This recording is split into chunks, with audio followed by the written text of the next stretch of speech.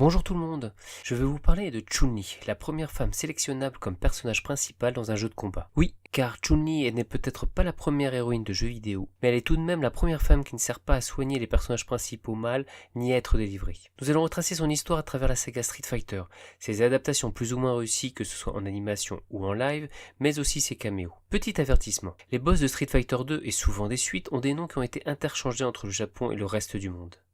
Ainsi, Balrog, pas celui-ci, mais l'autre, voilà, s'appelle au Japon Monsieur Bison. Or, Monsieur Bison est le nom du boss ultime, chef de l'organisation criminelle Shadalo, chez le reste du monde, sauf pour le Japon où il se nomme Vega. Du coup, l'acrobate espagnol qui répond chez nous au nom de Vega s'appelle au Japon Balrog. Seul le rival marqué au Shoryuken Saga garde son nom dans le monde entier.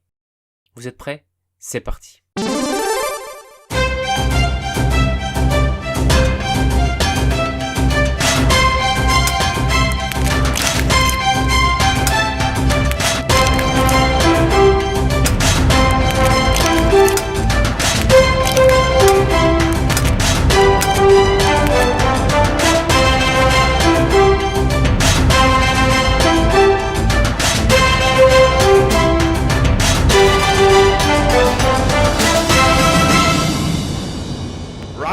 Qui est Chun-Li ?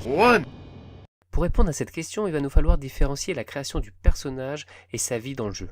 Commençons par l'origine de sa création. Tout commence en 1987 avec le succès de Street Fighter premier du nom. 2 personnages jouables sur 12, c'est maigre, mais le potentiel était là. Capcom ayant été toujours Capcom, comprenez-le par je sors un jeu à moitié fini et s'il marche, vous avez un jeu complet. Et ce n'est pas les premiers joueurs de Street Fighter V qui me diront le contraire. Bref, il est décidé qu'il y aura un Street Fighter 2 et cette fois avec, en plus des héros Ken et Ryu du précédent opus, il y aura une femme chinoise. Une chinoise dans un jeu vidéo japonais et qui a une importance est une vraie révolution pour l'époque. La première ébauche portera le nom de Chi-Lei, 18 ans et mesure 1m64 pour 48 kg.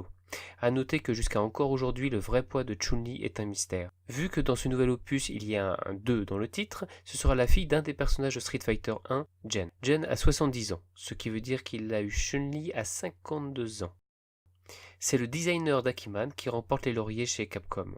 Chun-Li voit donc le jour dans Street Fighter 2. Petite précision, il peut vous arriver de croiser des japonais qui vous parleront de Chun-Li en disant Sunray, voire même Haruka.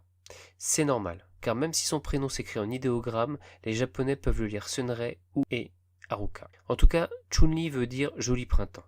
Après cette anecdote linguistique, revenons à son histoire.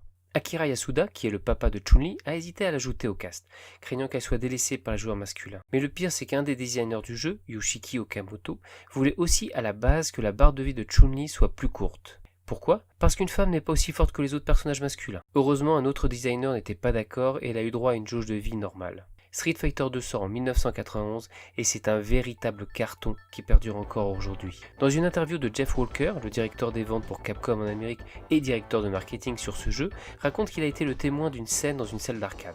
2 jeunes filles habillées en Chun-Li se disputaient pour pouvoir la jouer sur une borne d'arcade. Il suggéra alors l'idée du Street Fighter 2 Champion Edition à Kenzo Tsujimoto, le PDG de Capcom, qui permettait d'avoir 2 joueurs avec le même personnage, le costume de Chun-Li passant du bleu au rose. Et ce fut seulement 2 ans plus tard de sa sortie, en 1993. La vie de Chun-Li, qui est loin d'être finie, peut être racontée soit en suivant les moments de sa vie de façon chronologique, ou en suivant la sortie des jeux. Elle possède quand même une grande trame générale, car même si c'est pour un jeu de combat, les scénaristes ont cherché à essayer d'épaissir le scénario. Chun-Li a perdu dans sa jeune enfance sa mère et fut élevé par son père, adepte des coups de pied. Chun-Li est né le 1er mars 1968 dans la République populaire de Chine. 2 événements ont marqué sa vie d'enfant. L'Opéra de Pékin avec ses acrobates virevoltants et Bruce Lee. Ce dernier lui a d'ailleurs montré la voie pour les arts martiaux. Pour les acrobaties, bien sûr, l'Opéra de Pékin. Elle commença à apprendre le tai chi, mais les mouvements n'étaient pas aussi impressionnants que ceux de l'Opéra de Pékin. Son père lui a appris les mouvements de base du Hong Quan. Sa maîtrise des arts martiaux chinois augmentait rapidement. Comme son père surnommé les jambes légendaires, elle utilise beaucoup ses coups de pied. Le célèbre Spinning Bird Quick vient sûrement de là. Elle continue à s'entraîner en développant un propre style, en prenant de la capoeira, du karaté, de l'art martial chinois et du taekwondo. Quand elle apprend que son père a disparu, elle décide de devenir policière pour le retrouver. À l'âge de 18 ans, elle devient inspectrice dans les narcotiques, comme son père, à l'International Criminal Police, connu aussi sous le nom d'Interpol. Elle se spécialise dans la traque d'une organisation criminelle du nom de Shadalo. Ses enquêtes la conduisent à devenir le mouton noir du service, car les hautes sphères d'Interpol sont aussi contrôlées en partie par Shadalo. Alors qu'elle cherche toujours des indices pour retrouver son père, son ancien professeur d'art martial et ami de son père, Jen, oui celui de Street Fighter 1 qui était censé être son père, lui suggère que le responsable de la disparition, voire de la mort de son père, est sur Mont Shadaloo. Elle va trouver le chef de l'organisation, Monsieur Bison, donc Vega en version japonaise, et lui demander s'il a tué son père. Lui va se contenter de l'attaquer et après l'avoir battu, lui avouera que si elle continue de chercher à l'attaquer, il la tuera comme il l'a fait avec son père. Chun-Li jure alors de se venger. C'est dans Street Fighter Alpha 2 qu'elle apprend que Monsieur Bison est responsable de la mort de son père. Pour la suite des jeux, je ne vais pas vous raconter l'histoire en détail, mais plutôt un condensé car la vie de Chun-Li est partagée entre des destructions de bases de Shadaloo, des recueillements sur la tombe de son père en pensant chaque fois que c'est bon, il est vengé, et des amis qu'elle sauve ou qui la sauvent. Dans Street Fighter Alpha 3, elle fait équipe une nouvelle fois avec Guile et Charlie Nash, qui d'ailleurs meurt dans la destruction de la base à la fin du jeu. Le petit plus dans cette histoire est que parmi les femmes qui sont sauvées des griffes de l'organisation, il y a la future Camille. Dans Street Fighter 2, elle participe au tournoi et gagne contre Monsieur Bison qui a survécu à l'explosion de la base dans Alpha 3 et se recueille une nouvelle fois sur la tombe de son père. Dans le prologue de Street Fighter 4, puis le jeu Street Fighter 4, elle fait équipe avec Guile et Camille, puis Abel. Son ennemi personnel est cette fois Juri. Dans le prologue de Street Fighter 5, Chun-Li raconte à Li Fen, une jeune fille sauvée de Shadaloo, une histoire qui lui est arrivée et qui explique pourquoi elle enquête toujours en duo, soit avec Guile, soit avec Charlie, soit avec Camille. Dans Street Fighter V, elle retrouve Charlie, qui se sacrifiera pour affaiblir Monsieur Bison à la fin du jeu. Ce qui est amusant, c'est que cette fois, elle est engagée par un autre personnage, Karin Kanzuki, et fera équipe avec Ken Masters et Camille.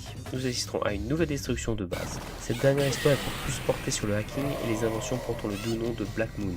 Cette fois, elle semble enfin vengée et va enseigner les arts martiaux à des orphelins tout en continuant à travailler pour la police. Dans Street Fighter 3, elle reprend son Kipao pour aller sauver Li Fen. Après le sauvetage, elle reprend sa retraite du milieu du street fighting et continue d'enseigner les arts martiaux à des orphelins tout en conservant son travail à la police. Monsieur Bison n'apparaît pas du tout dans cet épisode et on peut imaginer qu'il est définitivement mort. Round 2. Parlons un peu de mode. Pourquoi est-elle habillée comme ça? Chun-Li porte un kipao avec des broderies dorées. Un kipao est une robe chinoise importée de Mandchourie qui était très populaire parmi les filles en Chine au début du XXe siècle. Bien sûr, la robe a été modifiée afin de lui permettre de réaliser une large gamme de mouvements. Le fait qu'elle porte un kipao sera un hommage à sa mère. En effet, une photo est visible dans les bonus d'un des jeux montrant sa mère portant un kipao. A noter qu'à l'origine son kipao aurait dû être rose comme il est montré dans le profil et à la fin du premier jeu Street Fighter 2. Sa coiffure s'appelle les cornes de bœuf ou petit pain. C'est un style typique des enfants chinois. Des représentations de filles dans des peintures chinoises montrent souvent ces filles en cornes de bœuf. Au cours de la série Alpha, elle a choisi de les porter sans fioriture, tandis que dans les jeux restants, elle utilise des brocarts de soie et des rubans pour les couvrir de couleur blanche pour signifier le deuil de son père. Ces brocarts de soie et les rubans qui les recouvrent sont parfois appelés bao. Dans Street Fighter 4, en portant son costume alternatif, elle porte ses cornes de bœuf sans fioriture, mais cette fois-ci elle est tenue par des cordes rouges avec des boules dorées à la pointe et ce n'est pas tressé. Ce style de corne de bœuf est aussi appelé odango en japonais. Elle porte aussi des bottes de boxe d'une hauteur variable, au niveau de la moitié du mollet pour les séries Street Fighter 2 et toutes les franchises VS Capcom, et en dessous du genou pour Street Fighter First Strike.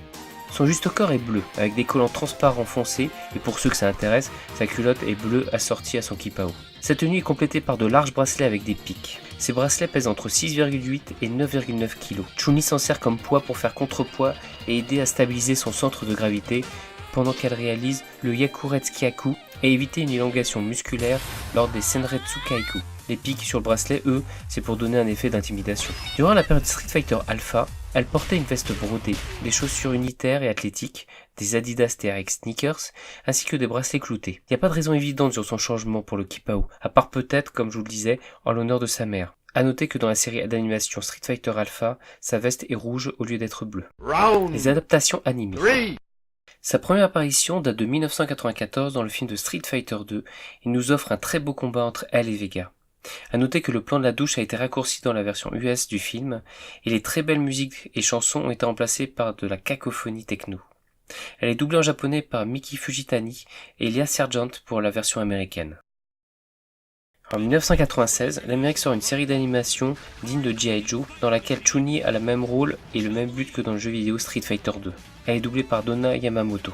Elle sort aussi dans la série animée Street Fighter V en 1997-98 avec un âge rajeuni puisqu'elle aura seulement 15 ans. Elle est la fille de l'inspecteur Drai à Hong Kong. est doublé par Shisa Yokohama pour la version japonaise et Lia Sergent de nouveau pour la version américaine. En 1989 marque l'arrivée d'une OAV, Street Fighter Alpha The Animation. Elle est agent d'Interpol enquêtant sur un scientifique fou, Sadler, travaillant pour Shadaloo. Elle est doublée par Yumi Toma pour la version originale et Lia Sergent toujours pour la version américaine. Elle apparaît aussi dans la saison 6 en 2010, l'Halloween spécial d'American Dad. La sœur aînée de Toshi, Akiko, va réclamer des bonbons aux gens déguisant Chun-Li. Elle apparaît dans le film des Mondes de Ralph comme d'autres personnages de Street Fighter. Elle est aussi dans l'OAV préquel au jeu Street Fighter 4. Round 4. Street Fighter 2 n'a jamais été gâté dans ses adaptations live en film. En 1994, on débute avec le film avec Monsieur Bison, interprété par Raul Julia, le Gomez de la famille Adams, un Guile sous les traits de Jean-Claude Van Damme, une Camille jouée par Kylie Minogue. Stop, arrêtez.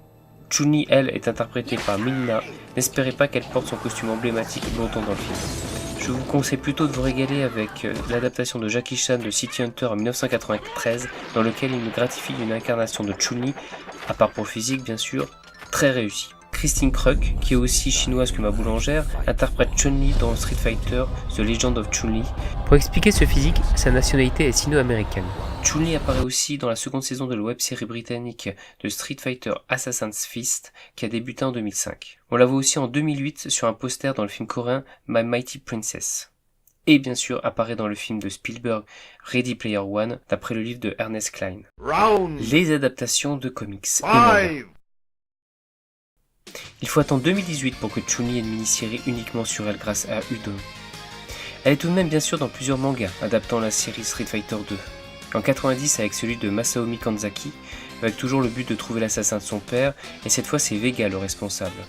S'ensuit un combat dans lequel Vega déchire le kipao de Chun-Li au niveau de sa poitrine, mais la belle s'en fiche et lui envoie une belle boule de feu dans la figure. Dans le manga Street Fighter Sakura Gunbalu de Masahiko Nakahira, elle traque les cercles de combat clandestins et va sauver Sakura d'un trafic d'esclaves.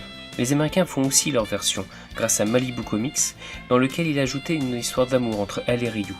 L'histoire du comics est surtout centrée sur le meurtre de Ken par Saga. D'ailleurs, Capcom a tellement apprécié le titre qu'il en a demandé l'annulation au bout de seulement 3 numéros. Udon récupère la licence et va faire de Chun-Li de nouveau un personnage central. Chun-Li est vraiment par beaucoup d'égards la Wonder Woman de l'univers Capcom, Street Fighter. Pas une histoire ne peut se passer sans elle, et elle fait partie du trio principal, enfin plutôt du binôme, avec Ryu. Un Street Fighter sans Chun-Li est impensable. Bref, dans la version Udon, c'est Camille qui est responsable de la mort de son père. Mais c'est une Camille sous contrôle de Shadaloo. Chun-Li l'affrontera et lui pardonnera. La série mixe pas mal d'éléments des différents épisodes, en particulier sa tenue vestimentaire alternant son look Street Fighter Alpha et le kipao de la suite. Et donc en 2008, Udon publie la mini-série dans sa collection Street Fighter Legend.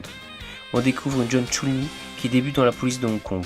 Elle fait équipe avec Pauline, une jeune policière qui a un compte à régler avec Shadaloo. On apprend dans ce comics que le père de Dan, Go Hibiki, a été assassiné par Saga. Au niveau de ses apparitions dans les autres comics, elle fait des caméos dans l'événement crossover Archie Comics Worlds Unit, dans lequel on voit beaucoup de personnages des franchises de Capcom et Sega, comme Sonic et Megaman. Final round. Un peu de musique maintenant. L'incroyable groupe de rock Arctic Monkeys a sorti un titre instrumental nommé Chun-Li's Spinning Bird Kick sur une phase B de leur single I Bet You Look Good on the Dance Floor.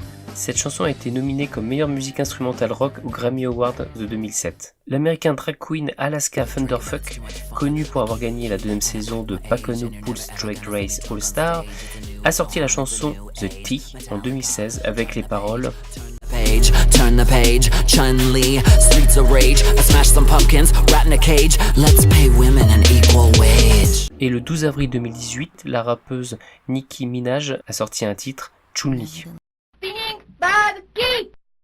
Et pour finir, quelques anecdotes. Dans le jeu Marvel vs Capcom, elle a un pendant maléfique cybernétique en la personne de Shadow Lady.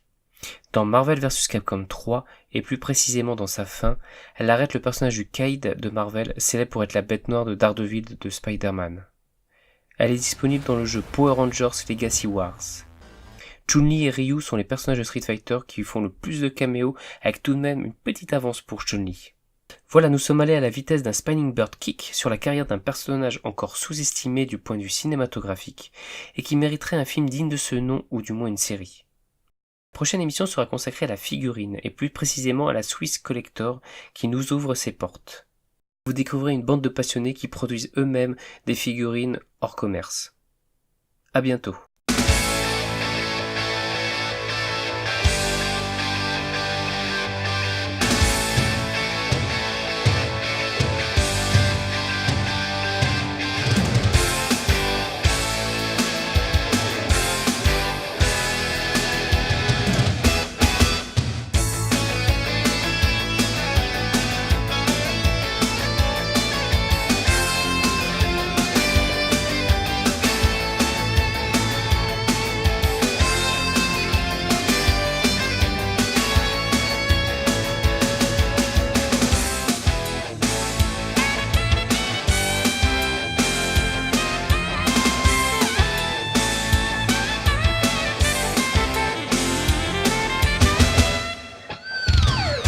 Pour récompenser ceux qui ont regardé au-delà du générique, voici un petit diaporama parmi les cosplayeuses ressemblant le plus à Chun-Li, soit par leur performance, soit par leur physique.